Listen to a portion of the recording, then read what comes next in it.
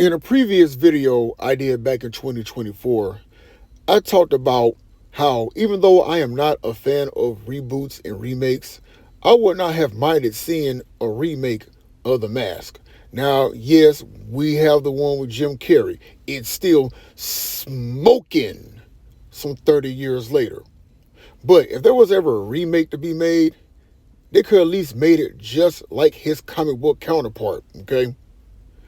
But instead, 2005, we were unfortunately graced with this hot pile of doo-doo garbage known as the son of The Mask. And I'm willing to bet any type of money that whoever did this film, produced it, mind you, when they gave the script to Jim Carrey, he wisely looked at this and said, nope, not going to do this. I know I'm silly, but even this crap is way beyond silly, and I know silly.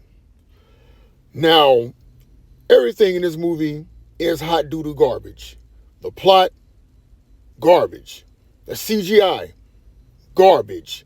Everything going on, the characters, garbage. I mean, it involves the Norse god Odin telling his son Loki, the god of mischief, who created the mask, he has to go down to Earth and get the mask because it causes a lot of crap. And Loki has to take responsibility for his own actions.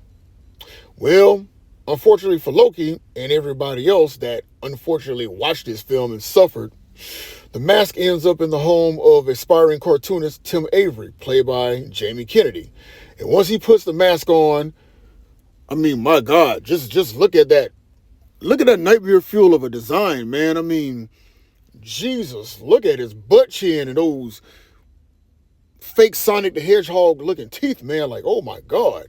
And then after he parties, while he still has the mask on, he goes home, has sex with his wife, gets his wife pregnant, and now their baby has the powers of the mask.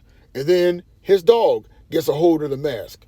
And I'm going, this movie is just so all over the place, like, dear sweetness, like sweet cream on an ice cream sandwich. And my brothers and sisters in Christ, why does this even exist? Like, my God.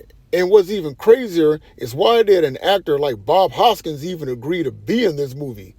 I know that man is still turning in his grave after making this movie, but good grief.